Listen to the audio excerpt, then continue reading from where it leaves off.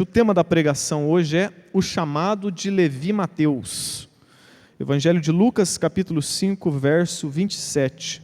Diz assim a palavra de Deus: Depois disso, ele, aqui Jesus, saiu e vendo um publicano chamado Levi, sentado na coletoria, disse-lhe: segue-me. Repare aqui que ele não perguntou: você quer me seguir? Não, ele deu uma ordem: segue-me. Ele, deixando tudo, levantou-se e o seguiu. E Levi ofereceu-lhe um rico banquete em sua casa. E estavam com eles à mesa um grande número de publicanos e outras pessoas. Os fariseus e seus escribas criticavam os discípulos, perguntando: por que comeis e bebeis com publicanos e pecadores? Jesus lhes respondeu: os sãos não precisam de médico, mas sim os doentes. Eu não vim chamar os justos ao arrependimento, mas os pecadores. Nós temos visto em outras pregações a preocupação do evangelista Lucas em apresentar a autoridade de Jesus Cristo.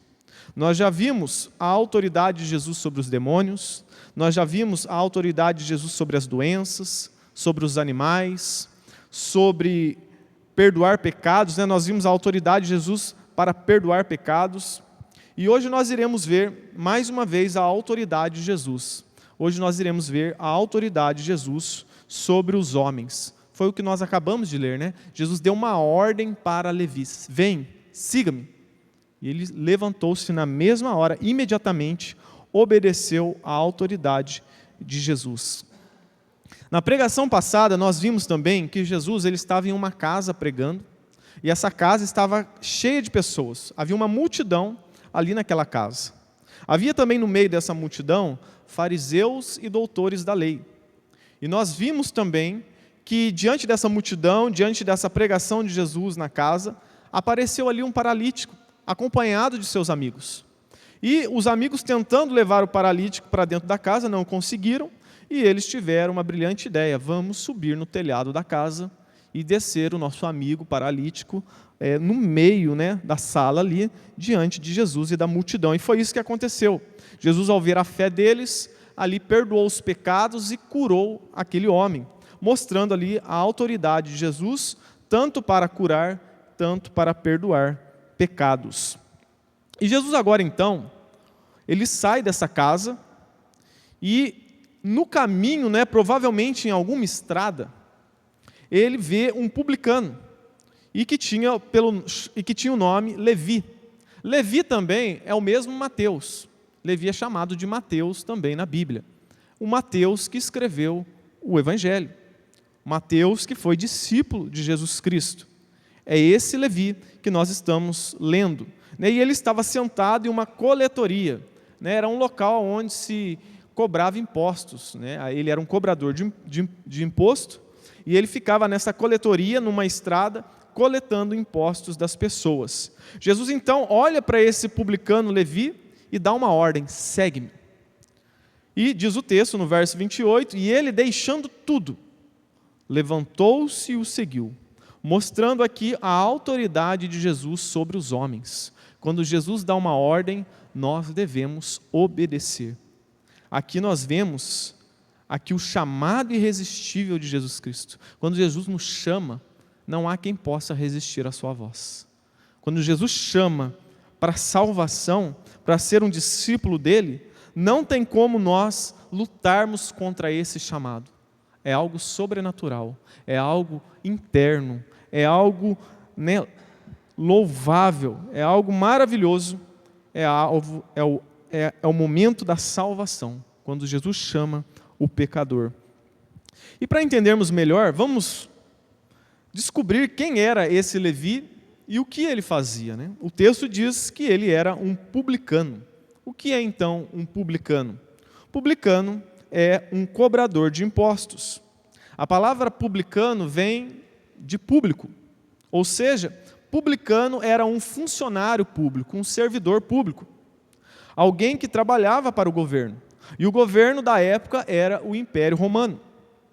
Nessa época, os judeus eles estavam debaixo do jugo romano, estavam debaixo do jugo de Roma. Roma governava sobre os judeus. Portanto, os judeus, eles deveriam pagar impostos ao governo, pagar impostos a Roma. E os romanos, eles recrutavam pessoas para fazer esse trabalho de cobrar impostos. E os romanos recrutavam os próprios judeus para fazer esse serviço. E então esse era um dos motivos que os publicanos eram odiados pelos judeus. Porque o publicano, que era judeu, estava cobrando impostos do seu próprio povo. Eles eram tidos como traidores da pátria, pois trabalhavam para a nação inimiga. Os publicanos, então, eles costumavam ficar em cabines de coleta nas estradas, nas pontes, nos rios, ali para cobrar impostos das pessoas. Informações históricas dizem que provavelmente a cabine de Levi ficava em uma estrada federal, uma estrada internacional, na verdade, entre a Síria e o Egito. E Jesus, então, provavelmente estava passando neste local, nessa estrada, e chamou Levi naquele momento. E como que era o salário do publicano? O publicano, ele fazia o seu próprio salário. Como que ele fazia? O governo de Roma, ele dava liberdade ao publicano em cobrar um imposto a mais das pessoas. Tinha um valor estipulado para dar a Roma de imposto, só que o salário do publicano era o quanto ele pedia a mais. Então, os publicanos, eles extorquiam o povo. Os publicanos pediam um imposto muito mais alto do que o governo de Roma exigia para fazer o seu salário. E tendo essa liberdade, e Roma dando a força, porque os soldados estavam ali a serviço do cobrador de impostos, ele cobrava valores exorbitantes, explorava as pessoas. Se a pessoa não conseguisse pagar, ele levava o seu filho, levava a sua família, levava os seus bens, ele não, era sem piedade. Alguns vão dizer que eles até matavam as pessoas se elas não pagassem os tributos. Seria hoje mais ou menos parecido a forma de cobrança com um estelionatário. Eu já vi relatos aí em que pessoas que estavam devendo um estelionatário, ele sequestrou a pessoa, fez uma cova lá e disse para ele, se você não me pagar, é aí que você vai morar. Então, os publicanos, eles eram extremamente amantes do dinheiro. E por conta de amar o dinheiro, eles não estavam nem aí para as pessoas, eles queriam se tornarem ricos. Então, eles eram ladrões. Eles extorquiam as pessoas para se enriquecerem. E Roma, então, dava todo o apoio. Em pouco tempo, um publicano se tornava rico. Ele ficava rico fazendo o seu salário de maneira ilícita, explorando as pessoas. Os publicanos, eles aparecem lá quando João Batista estava pregando no deserto. Vamos ver um pouco sobre os publicanos na boca de João. Lucas 3,12 vai dizer: foram também publicanos para serem batizados e perguntaram-lhe: Mestre, o que havemos de fazer? Respondeu-lhes: não cobreis mais do que o estipulado. Então, a ordem era essa para o publicano, esses aqui parece que estavam se arrependendo, e eles então sofrem essa exortação de João Batista para que eles não estipulassem um valor exorbitante. Então, por esses motivos, o publicano ele era odiado pelos judeus. Eles eram excluídos da vida religiosa, os judeus não deixavam eles entrarem no templo, e até os seus amigos e os seus próprios familiares os rejeitavam, os renegavam. Então os publicanos eram odiados, os publicanos amavam o dinheiro, os publicanos tinham por Deus Mamon, o Deus deles. Jesus também ele fala a respeito dos publicanos lá em Mateus 5. Lá vai dizer assim: eu, porém, vos digo, amai os vossos inimigos, pois se amardes quem vos amas, que recompensa tereis? Os publicanos também não fazem o mesmo? Ou seja, os publicanos amavam as pessoas por interesse. Os publicanos só amavam as pessoas que tinham dinheiro. Então Jesus está dizendo, se vocês amarem só aqueles que vão amar vocês, só aqueles que têm dinheiro, aqueles que podem te dar alguma coisa, então o amor de vocês é um amor falso, é um amor igual ao do publicano. Não serve para nada, é um amor interesseiro, que busca o próprio interesse. Os publicanos, eles eram tratados como porcos, como impuros, imundos. Eles não podiam ser testemunha em julgamentos, pois eram considerados ladrões e mentirosos. Então essa era a situação de Levi. Levi também era publicano. E esse Levi, como eu disse, era também Mateus, né? Ele é também chamado de Mateus. Mateus, o apóstolo que escreveu o Evangelho. Há várias possibilidades do porquê ele ter 2 nomes. Era comum algumas pessoas terem 2 nomes por terem 2 cidadanias, como acontece no caso de Paulo. Paulo não teve um nome trocado, né, de Saulo para Paulo. Paulo tinha 2 nomes, né, ele tinha 2 cidadanias. Então, assim também poderia ser o Levi. Ele poderia ter 2 cidadanias e ter 2 nomes, mas também pode ser que no caso de Levi seja o que Jesus fez com Simão, trocou o nome, né? Ele era chamado Simão, o apóstolo, e Jesus começou a chamá-lo de Pedro. Assim também pode ter sido o caso de Levi. Jesus passou a chamá-lo então após a sua conversão de Mateus.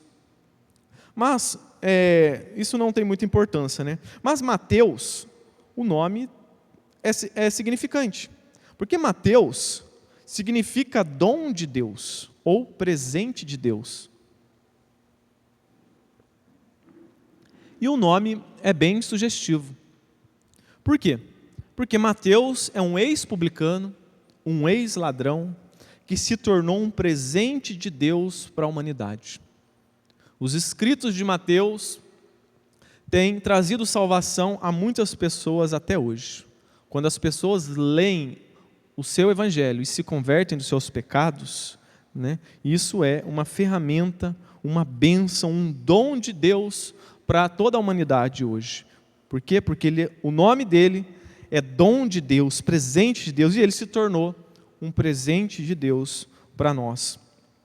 Apesar de Mateus ser publicano, ladrão, né, e considerado impuro diante da sociedade, Jesus então olha para Mateus, né, Mateus Levi, e o transforma em um dos 12 apóstolos. Alguém que era escória, alguém que era rejeitado pela sociedade. Jesus olha com um olhar de misericórdia e chama aquele homem para se tornar um dos seus 12 apóstolos. Então devemos tomar cuidado para não sermos como os fariseus, que tratavam os impuros aos olhos da sociedade com desprezo. Às vezes nós olhamos para o vizinho nosso, né, ele, igual lá onde eu moro, né, põe o som alto lá, começa à meia-noite, vai terminar às vezes 5 horas da manhã. E você fica lá, acho que Jesus não vai salvar não.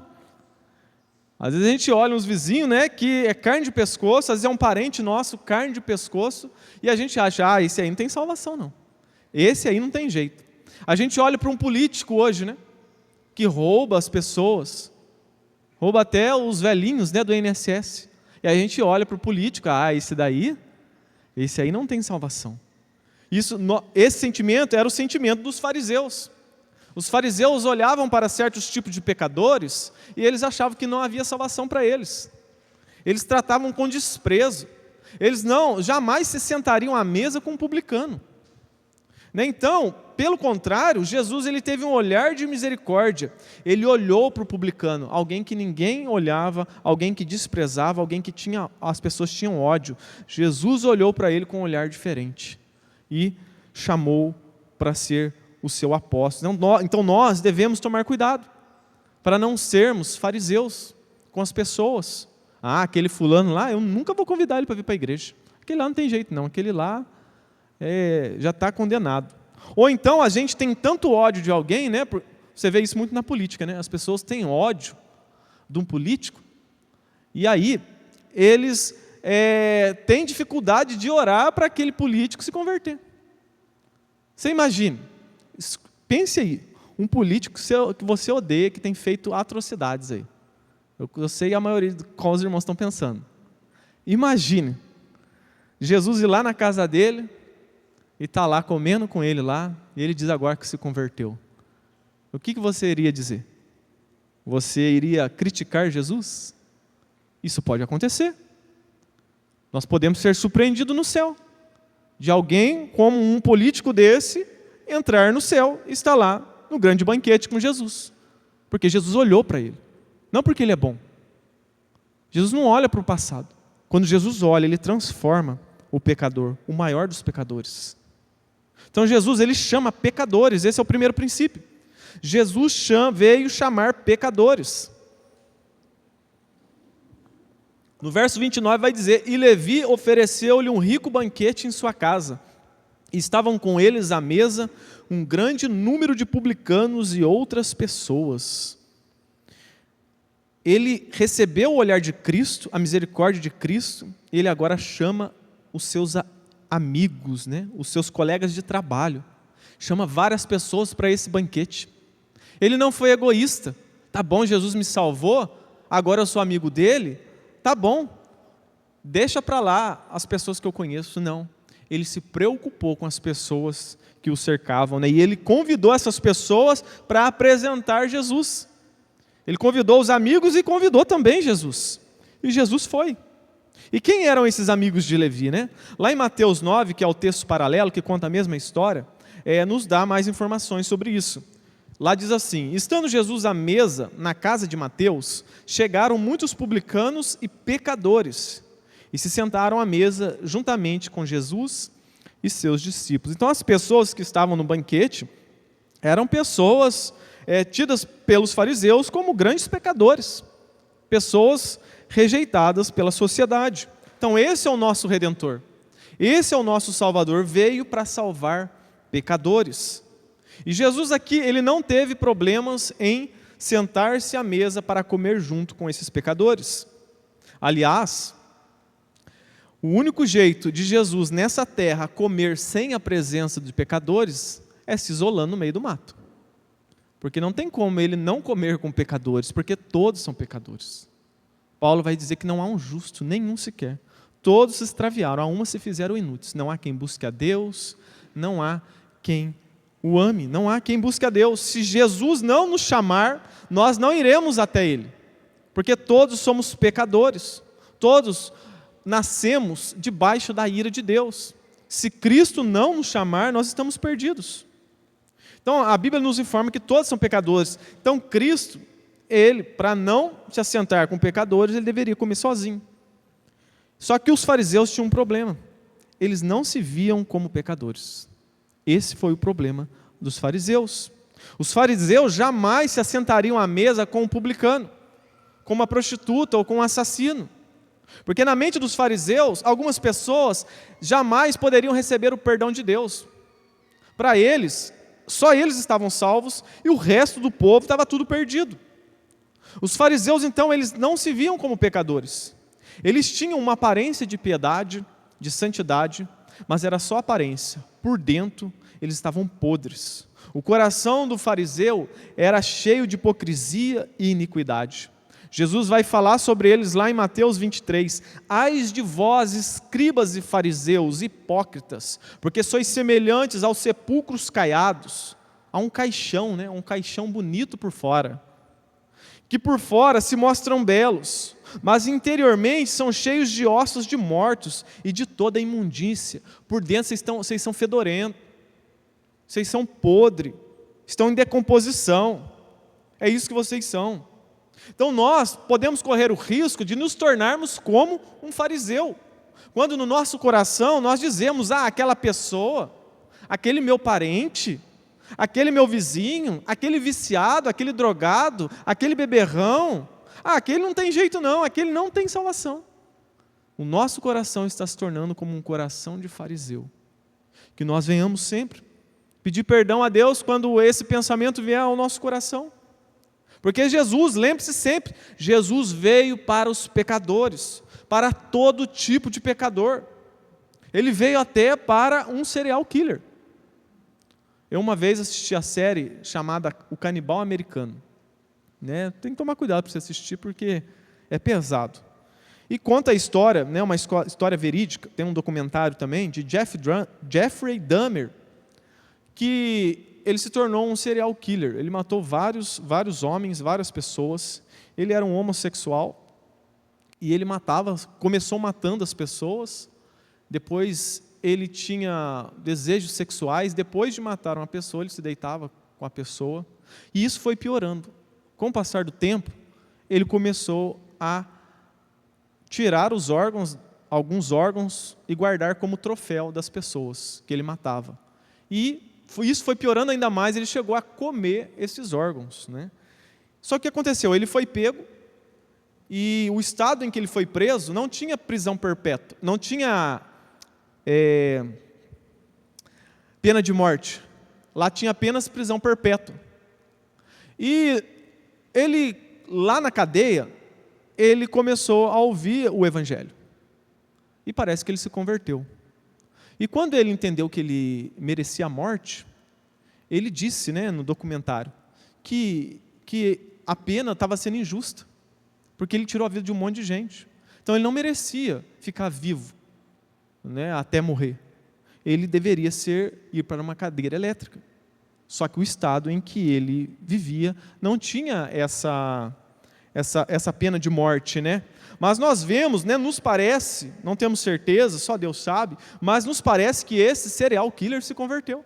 Porque ele reconheceu a podridão do seu pecado. Ele reconheceu que ele merecia a morte, né? Tanto que lá na cadeia, ele é morto por um outro preso. Mas então, o que eu quero dizer é que Jesus veio para os piores dos pecadores. Jesus veio para Levi Mateus, um publicano, considerado um ladrão, alguém que extorquia as pessoas. Jesus veio para o homicida Paulo. Jesus veio para o terrorista Simão, o Zelote. Jesus vem para os piores dos pecadores. Jesus vem até para o político que rouba velhinhas. Jesus vem para todo tipo de pecador. Então, diante dessa verdade, eu e você devemos crer que Deus, Ele pode transformar o seu filho, os nossos filhos. Deus pode transformar o seu esposo, a sua esposa. Deus pode transformar o seu pai, a sua mãe.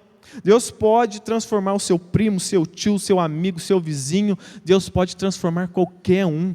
Quando Jesus chama, Ele transforma aquele que Ele chama. Ele chamou todos os pecadores, todo tipo de pecador. Então não há pecador que não possa ser transformado por Jesus Cristo. Então essa é a primeira lição que nós vemos nesse texto. Jesus veio chamar pecadores. Em segundo, Jesus nos chama à renúncia. O verso 28 diz que Levi deixou tudo, e deixando tudo, levantou-se e o seguiu. Levi Mateus não pede tempo para Jesus para conseguir alguém para ocupar o seu lugar ali na coletaria. Não. Ele deixou tudo para trás, deixou imediatamente. Você se lembra dos pescadores também, na grande pesca maravilhosa? No dia da maior pesca, Pedro, Tiago e João largaram tudo para trás, para seguir Jesus. Só que a renúncia de Mateus, Levi, foi muito mais forte que a dos pecadores. Porque nós iremos ver lá na frente, que depois que Jesus morreu e ressuscitou, os discípulos, esses discípulos que deixaram tudo, eles ficaram meio desnorteados e voltaram a pescar. Mas Levi, quando ele abandonou ali o trabalho para Roma, jamais ele poderia voltar a trabalhar para Roma. Ele foi um desertor. Roma não aceitava. Então, a renúncia de Levi foi maior que a dos pecadores. Ele largou tudo para trás. Largou a vida, né, que ele tinha de dinheiro fácil. O chamado de Jesus nos exige renúncia total. Hoje, no nosso caso, Jesus, ele exige que nós abandonemos tudo aquilo que está fora da vontade dele. O chamado dos apóstolos foi diferente do nosso, né? Na questão de ministério. O chamado deles foi mais forte. Eles foram chamados para morrer, né? Talvez algum de nós pode ser que aconteça isso. Mas hoje, o que mais se aplica a nós é nós abandonarmos tudo aquilo que está fora da vontade dele. Tudo aquilo que atrapalha nós de segui-lo. Isso deve ser abandonado. E em nossa caminhada cristã, nós deveremos, muitas vezes, abandonar alguns amigos, algumas amizades. Se uma amizade te leva para longe de Deus, você deve abandonar.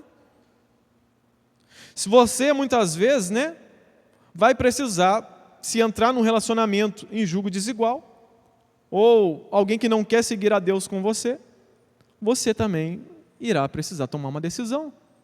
Se a pessoa está indo para o caminho totalmente contrário, a pessoa quer ficar aprofundada nas drogas, né? Depois de você tentar ajudar, a pessoa não quer saber de Deus, a Bíblia diz que o correto é você abandonar ela e seguir a Cristo. Agora, se ela quiser ir junto com você na igreja, né, seguir a Cristo, aí sim. Muitas vezes nós teremos que deixar alguns tipos de emprego que nos atrapalham de servir a Deus. Alguns tipos de emprego não se cabe, né, a um cristão. Você vai trabalhar lá em um local onde há prostituição, há drogas, há todo tipo de engano, todo tipo de falcatrua, né? Você vai trabalhar numa empresa onde a lei ali é roubar as pessoas. E aí o patrão exige que você roube, né? Você não pode. Você tem que abandonar esse emprego. Muitas vezes, na nossa caminhada cristã, teremos que abandonar certos tipos de roupa. Teremos que deixar de lado certos tipos de música. Teremos que deixar de lado certos estilos de vida, certos ídolos que estão no nosso coração. Jesus, ele não divide a sua glória com ninguém. Ou nós somos servos de Cristo, ou nós somos servos de outro ídolo. Jesus não aceita isso. Eu lembro que quando eu me converti, eu gostava muito de jogar futebol. Era todo final de semana, eu jogava futebol e chamava eu para campeonato. E aí eu tinha muita amizade no meio do pessoal do futebol, né? E isso meio que me atrapalhava um pouco de servir a Cristo, de servir a Deus. Às vezes eu chegava até faltar o culto para ir jogar futebol. E estava, na verdade, algo que não estava agradando a Cristo, não estava agradando eu, só que eu demorei para abandonar. E sabe como que eu abandonei? Depois que eu sofri um acidente de moto. Sofri um acidente de moto, estourei os 2 ligamentos do joelho. Aí eu falei, não, já era para eu ter parado, né? Eu demorei. Então agora eu parei de vez. Aí eu larguei mão de várias amizades, larguei mão do futebol e passei a me dedicar mais a Jesus Cristo. Então nós, muitas vezes, teremos que rever o que tem nos atrapalhado de servir a Cristo. Qual é o ídolo, qual é o Isaac que Cristo nos pede? Né? Nós temos que largar. Muitas pessoas, né, querem ter vida dupla. Ela quer ser cristão, mas continuar vivendo num estilo mundano. Jesus não aceita isso. Ou nós somos amigos de Cristo, ou nós somos amigos do mundo. Se você se diz ser cristão, mas continua tendo um estilo de vida mundano, eu quero dizer para você hoje que você não é discípulo de Cristo. Você está se enganando. Você está enganando as pessoas. Né? Quando as pessoas olham para você, o que elas veem? Um cidadão do céu, um servo de Deus, uma serva de Deus? Ou elas veem um cidadão do mundo? Alguém completamente parecido com o mundo? Nós devemos escolher. Tiago 4 vai dizer, adúlteros e adúlteras, não sabeis vós que a amizade do mundo é inimizade contra Deus? Portanto, qualquer que quiser ser amigo do mundo, constitui-se inimigo de Deus. Quando nós queremos viver um estilo do mundo, nós estamos nos colocando na posição de inimigo de Deus. Isso deveria trazer temor no nosso coração, em saber que Deus pode se tornar o nosso inimigo. Porque Deus, Ele nos quer totalmente. Ele quer que nós dediquemos a nossa vida totalmente a Ele. Não é só algumas partes da nossa vida. Toda a nossa vida deve ser para Ele. Jesus, então, aqui, Ele se sentava com os publicanos. Ele se sentava com pecadores. Mas Ele não se tornava um pecador, Ele não se tornava um publicano. Hoje, infelizmente, muitos crentes, eles querem se tornarem publicanos para então ganhar os publicanos, né? Jesus não fazia isso. Hoje tem crente que ele se veste como publicano, ele fala, né, como publicano, como pecador, no intuito de evangelizar e chamá-lo para a igreja. Esse tempo atrás eu estava vendo na rede social uma igreja fazendo uma chamada dos jovens para a igreja. E está lá os jovens da igreja, você viu que era tudo forçado, né? Que eles nem sabiam falar direito, falando gíria para chamar os jovens para vir para a igreja. Um estilo mundano, fazendo-se de mundano para atrair o mundano. Aí vai ter uma igreja de mundano. Jesus, ele não se tornava mundano ao se assentar com os mundanos. Jesus não fazia isso. Jesus, pelo contrário, ele se mantinha santo em meio aos mundanos, em meio aos pecadores. E o que isso acarretava? Acarretava em constrangimento. Quando os pecadores ficavam diante de Jesus, diante da santidade dele, eles ficavam constrangidos. Não foi isso que aconteceu com Pedro? Jesus estava lá no barco dos pecadores, dos mundanos. Fez aquela pesca maravilhosa. Aí quando Pedro se viu diante da santidade, do poder de Cristo, ele disse, Senhor, se afasta de mim. né? Ele ficou constrangido em estar diante da santidade de Cristo. Então nós devemos, diante dessa geração corrupta, né, sermos diferentes. Eles precisam ver santidade em nós, ver algo diferente, né? Uma pessoa verdadeiramente que quer buscar a Deus, quando ela vem para a igreja, ela não pode encontrar um mundo aqui. Ela tem que encontrar algo diferente, né? Se a pessoa está com a motivação correta, se ela chega em uma igreja e ela vê um mundo dentro da igreja, ela vai dizer, está tudo igual, então vou ficar no mundo mesmo. Se lá na igreja está igual no mundo, qual a diferença que tem? Alguém que foi chamado por Jesus, alguém que recebeu o Espírito Santo de Deus, que é convencido todo dia dos seus pecados, ele não quer viver mais como o mundo. Ele quer ser radical como foi Levi, abandonar tudo para trás, para seguir Jesus. Então o chamado de Jesus é um chamado de renúncia. Você se lembra o que Jesus pediu para o jovem rico? O jovem rico chegou diante de Jesus, mestre, o que eu preciso fazer para herdar a vida eterna? Aí Jesus diz, o que diz a lei? Né? E começou a citar a lei. Aí o jovem rico se achava bom, se achava cumpridor da lei. Aí Jesus, tá bom, então você acha que cumpre tudo, né? Ele disse que cumpria tudo desde a mocidade. Então tá, Jesus tocou no ídolo dele, que era o dinheiro. Vai lá, vende tudo e dê aos pobres. Aí a Bíblia diz que ele se entristeceu, né? E foi embora. Diferente de Mateus, diferente de Levi. Levi era rico. E Levi deixou tudo para trás. Deixou o seu trabalho para seguir a Cristo. Então Jesus, ele exige que nós deixemos tudo para trás. Você se lembra de Zaqueu, o publicano? Zaqueu era mais rico talvez do que Mateus. Porque Zaqueu, ele era chefe dos publicanos. E ele também deixou tudo para seguir Jesus. Ele disse, a metade do que eu tenho eu vou dar aos pobres, e o restante, né, eu vou restituir 4 vezes mais. Ou seja, eu vou ficar sem nada, porque ele roubava as pessoas. Eu vou restituir tudo. Deixou tudo para trás para seguir Jesus. Então Jesus, ele exige que nós deixemos tudo para trás. Talvez, né, a gente possa pensar, mas tudo é muita coisa. Eu deixar tudo para trás? É que a gente pensa que a gente tem muita coisa, né? Para ilustrar isso, vamos pensar aqui, ó, imagine o Elon Musk, né, o homem mais rico hoje do mundo. Ele chega diante de uma mulher mendiga e faz um acordo com ela. Olha, eu quero me casar com você, mas é o seguinte, tudo que é meu hoje vai ser seu, e tudo que é seu vai ser meu. E o Elon Musk, o homem mais rico do mundo, e está lá a mendiga com o seu cestinho, né, vamos dizer, um carrinho de compra ali, cheio de bugiganga, de coisa que não vale nada, umas latinhas. E aí ela pensa, eu acho que esse Elon Musk está querendo me enganar. Ele quer o meu tudo. Ele é esperto, hein? Então, nós às vezes achamos, nós somos como essa mulher mendiga. Achamos que Deus está querendo nos enganar, quando Deus nos pede tudo. E o tudo de Cristo é infinitamente maior que o nosso tudo. Jesus deu tudo. Deus deu o seu tudo, deu o seu Filho para morrer por nós. Então o tudo de Jesus é infinitamente maior que o nosso tudo. Ele deu a sua própria vida por nós. E Ele exige então de nós tudo. Então devemos sempre analisar a nossa vida. Será que não tem nenhum ídolo que tem atrapalhado eu de estar caminhando com Jesus? Devemos nos arrepender. Devemos abandonar esse ídolo. Em terceiro lugar, Jesus não chama pessoas boas. Lá no verso 30 vai dizer, os fariseus e seus escribas criticavam os discípulos perguntando, por que comeis e bebeis com publicanos e pecadores? Jesus lhes respondeu, os sãos não precisam de médico, mas sim os doentes. Eu não vim chamar os justos ao arrependimento, mas os pecadores. Então Jesus, ele não veio para salvar pessoas boas. Por quê? Porque não existe nenhuma pessoa boa. A Bíblia diz que todo mundo, né, diante de Deus, é considerado pecador.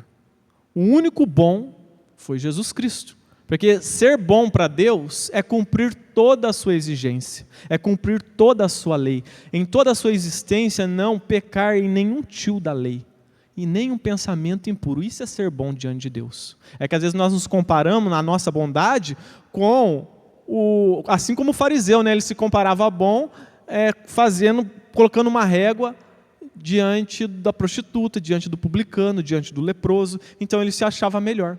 Mas para Deus não. Ser bom é ser como Jesus. Então quem pode bater no peito e dizer que é bom e que é igual a Jesus? Ninguém. Então Jesus veio para salvar pessoas ruins. Jesus não veio para salvar pessoas boas. Existem dois tipos de pessoas no mundo. O pecador que reconhece que é pecador, e o pecador que não reconhece que é pecador. E os fariseus se enquadravam nesse segundo grupo. Eles não se reconheciam como pecadores. Jesus aqui, ao dizer que eu não vim chamar os justos, Jesus estava sendo irônico. Jesus estava falando que eles, não estava dizendo que eles eram bons, que eles eram justos. Jesus estava sendo irônico. Vocês acham que são justos, vocês acham que são bons, mas vocês não são. Vocês estão enganados. Você se lembra de João Batista no deserto, quando os fariseus foram até ele?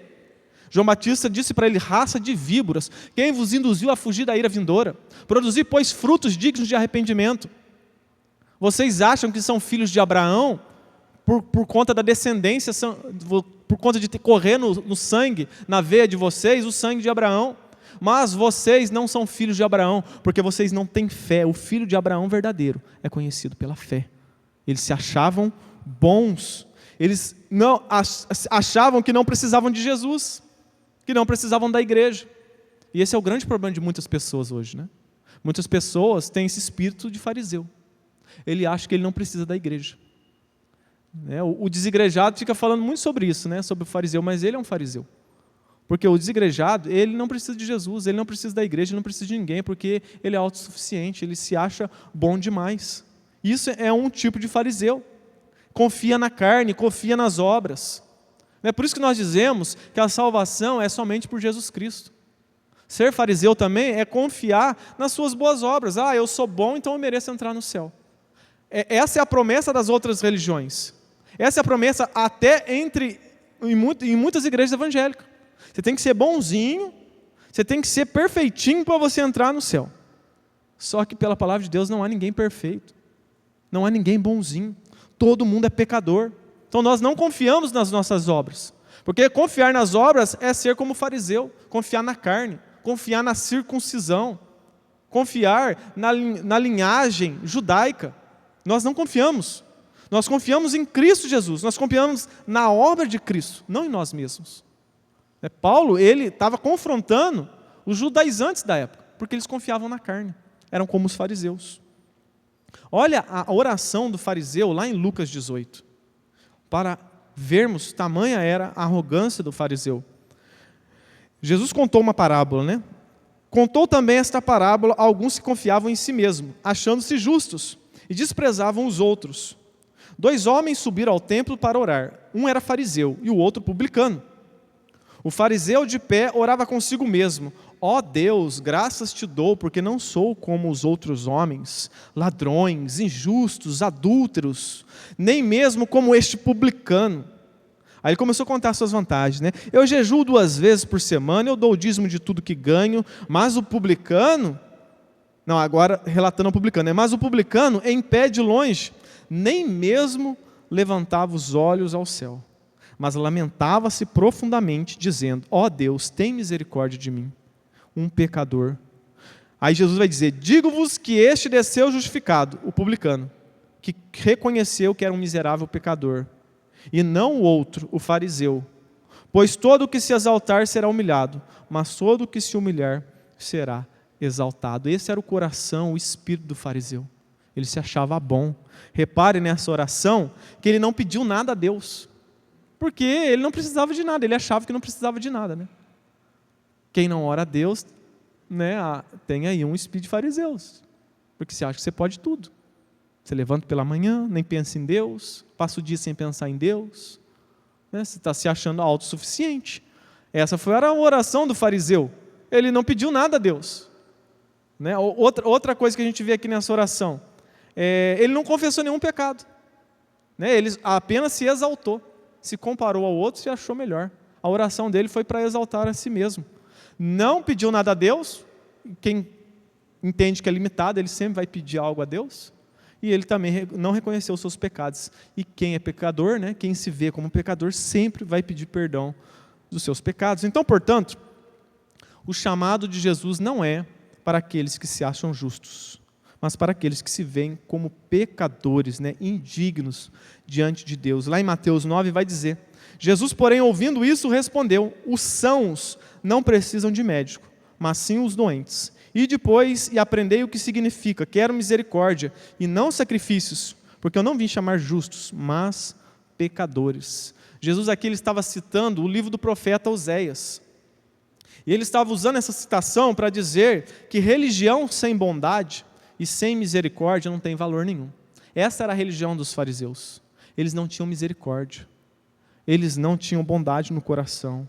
Eles se achavam melhor que as pessoas. E eles se gabavam, né, de holocausto, de sacrifícios, de vestes bonitas, de orações na praça. Né? Eles acordavam de manhã, não lavavam o rosto para mostrar para as pessoas que eles estavam contritos, que eles estavam, né, com aparência de piedade. Mas Jesus ele diz para eles: essa religião é falsa, essa religião não tem valor nenhum. Aquele também que Jesus chama, aquele também que acha que precisa de Jesus, na verdade, ele também não vai ser salvo por Jesus. O fariseu era assim. Ele achava que não precisava de Jesus. Então, se nós achamos que não precisamos de Jesus, não precisamos da igreja, não precisamos, né, estar reunidos com o corpo da igreja, nós estamos nos tornando fariseus também. Eu não preciso, eu sou bom, Deus me ama, Deus é comigo, né? É isso que as pessoas dizem na rua: não, Deus é comigo. Eu faço minha oração em casa lá e Deus é comigo, eu não preciso de ninguém. Eu não preciso de nenhum pastor, eu não preciso da igreja, eu não preciso de oração, eu não preciso de nada. Tudo posso em mim mesmo, né? Não em Deus. Então Deus salva aqueles que reconhecem que são pecadores, aqueles que oram pedindo misericórdia, né? Sabendo que não merecem nada por conta dos seus pecados. E para finalizar, né? Aqui algumas aplicações para a nossa vida. A primeira coisa que devemos fazer para sermos salvos é nos arrepender dos nossos pecados. Esse é o caminho. Para chegarmos diante de Deus, precisamos nos curvar diante do Rei dos Reis. Ninguém pode chegar diante do Rei dos Reis cantando vantagem, né? Eu sou o cara, Senhor, eu mereço entrar no céu. Não. Deus espera que cheguemos diante dele, mostrando, reconhecendo a nossa fraqueza e a nossa fragilidade. Mas para isso acontecer, precisa que Jesus nos chame.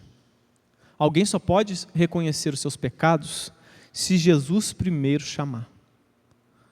Não é isso que diz a palavra de Deus? Não fosse vós que escolhestes a mim, mas eu vos escolhi a vós outros. Cristo precisa primeiro nos escolher, nos chamar, para então começarmos a reconhecer as nossas falhas e os nossos pecados. A obra da salvação começa em Cristo, em Jesus. Jesus chamou Levi e imediatamente Levi se levantou e seguiu Jesus. Se arrependeu dos seus pecados e se tornou um apóstolo. Talvez haja gente aqui que recebeu o convite um dia de um amigo. Talvez você viu a publicação da igreja nas redes sociais, começou a participar dos cultos, fez o curso de membros. Você aceitou esse convite externo, né? O convite de um amigo, um convite nas redes sociais, e talvez você ainda não recebeu o convite interno. Talvez você ainda não ouviu a voz de Jesus chamando você. Porque é esse chamado interno, esse que vai fazer a diferença. É esse chamado que vai transformar as nossas vidas. É esse chamado que vai nos fazer perseverar até o fim. É esse chamado que vai nos fazer estar firmes com Cristo, em comunhão com a igreja, no dia mau, no dia da angústia, no dia do calor, no dia do frio. Né? É esse chamado. Muitos acham que o que faz segurar o jovem, uma criança na igreja, é salinha. Outros acham que o que faz segurar um jovem na igreja é grupo de jovem, tem que ter grupo de jovem, tem que sair para comer pizza, tem que sair para fazer festinha. E acham que é isso que vai segurar o filho delas na igreja. Não, isso não vai.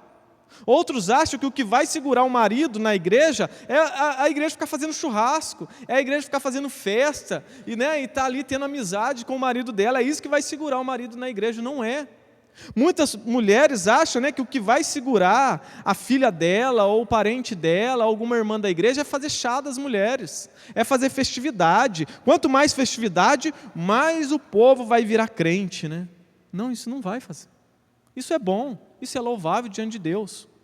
Mas o que vai segurar as pessoas na igreja, seja um jovem, seja uma criança, seja um adulto, um idoso, é Jesus chamar essa pessoa, é transformar ela de dentro para fora.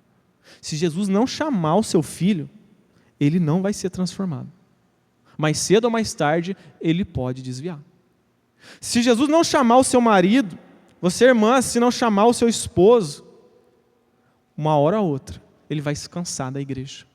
Uma hora ou outra, ele vai desistir, ele não vai perseverar.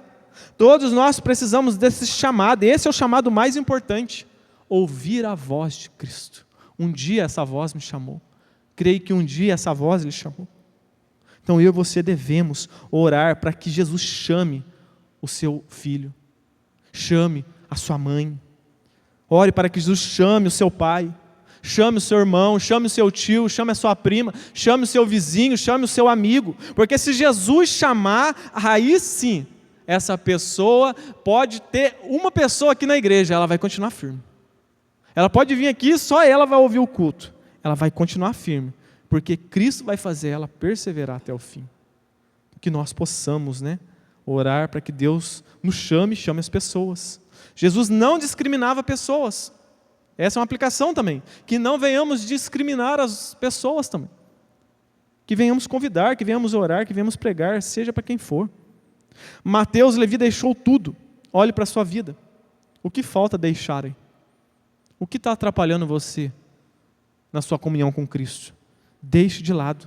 Largue tudo. Não é que possamos olhar com um olhar de misericórdia como Jesus. Olhou com um olhar de misericórdia para os pecadores. Olhou com um olhar de misericórdia para Levi. Sabe como nós fazemos isso? Quando nós abrimos a boca e pregamos o evangelho para as pessoas. Quando nós estamos lá na fila, na padaria, estamos lá no nosso bairro, estamos no nosso trabalho, na confraternização da nossa família, estamos lá falando de Jesus para as pessoas. Não com o olhar de fariseu, dizendo, não, aquele lá não vou falar não, aquele não vou convidar, porque aquele não vai ser salvo, né? É o olhar de fariseu. Olha aqui a obra de Deus na vida de Levi e Mateus, né? O que ele fez? Ele recebeu esse olhar de Cristo. O que ele quis fazer? Ele quis que esse olhar se expandisse para os colegas. Ele chamou todos os amigos, todos os colegas de trabalho, os pecadores, convidou para ir para sua casa, lotou a casa e chamou Jesus, que eles possam conhecer também Jesus. Eu e você também devemos fazer isso. Convidar as pessoas, né, apresentar Jesus para elas.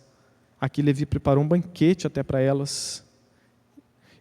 Então que nós possamos ter esse desejo, né? Esse desejo. Então lembre-se, né? Vamos colocar de pé, vamos orar a Deus. Lembre-se, quando Jesus chama alguém, esse chamado é irresistível, né? É irresistível. É irresistível. Um dia ele me chamou, um dia ele te chamou. Então, quando Jesus chama, ninguém pode resistir. Jesus chamou o ladrão Levi. Jesus chamou Paulo, perseguidor da igreja. Jesus chamou prostitutas. Jesus chamou leprosos. Chamou ricos. Chamou pobres. Chamou ignorantes. Chamou inteligentes. Chamou idosos. Chamou jovens. Ore nesse momento.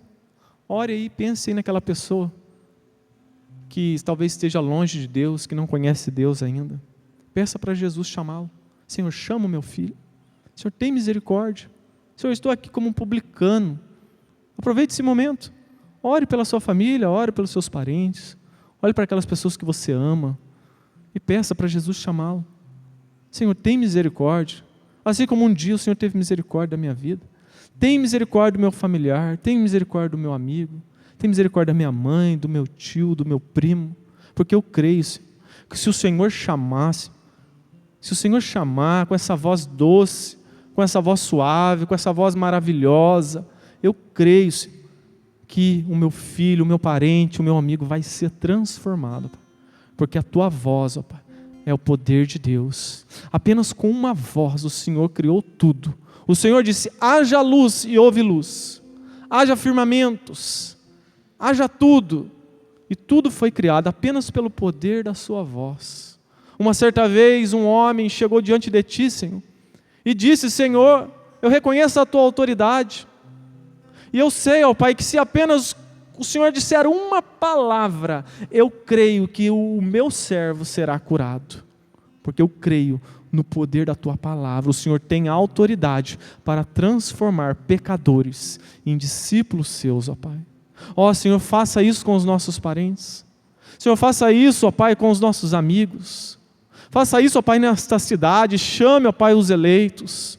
Chame, Senhor, as pessoas que precisam de salvação. Na verdade, todos precisam. Mas chame aqueles que o Senhor predestinou antes da fundação do mundo, ó Pai, para andar em tua presença, ó Pai.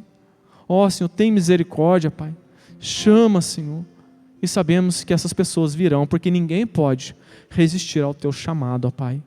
Paulo, por um momento, resistiu, até que o Senhor apareceu a ele no caminho de Emaús. E quando o Senhor chamou ele de dentro para fora, o Senhor transformou um perseguidor da igreja em um dos maiores missionários de todos os tempos. Que assim o Senhor faça, ó Pai, com as pessoas, ó Pai. Que o Senhor transforme esses pecadores, esses zombadores, em servos teus, em pessoas que irão louvar a Ti, adorar o Teu nome, em pessoas que irão pregar o Teu Evangelho. Trabalha, Senhor, no coração das crianças, dos jovens, que eles venham ser ferramentas em Tuas mãos, pastores, missionários, evangelistas. Ó Senhor, tem misericórdia de nós, faça com que o Teu reino cresça, faça com que o Teu reino avance, lute conosco, Pai, nos faz vencer as batalhas, faça com que o Teu reino avance nesta cidade, ó Pai. Ó Senhor, como nós cantamos no início, o inimigo não irá prevalecer, porque o Senhor é o nosso general é Cristo, é Ele que vence as nossas batalhas. Nós não vamos em nome de nós mesmos, nós não vamos na força do nosso braço, nós vamos vencer os gigantes, é em nome do Senhor dos Exércitos.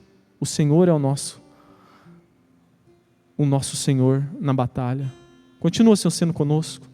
Que essa semana venha a ser mais uma semana de vitória, uma semana de bênção sobre as nossas vidas. Ó Senhor, continua sendo conosco, nos dando sabedoria para andar na Tua presença. Continua sendo conosco, nos guardando, nos livrando de todo mal. Que o Senhor possa nos levar em paz para os nossos lares. Que Tua mão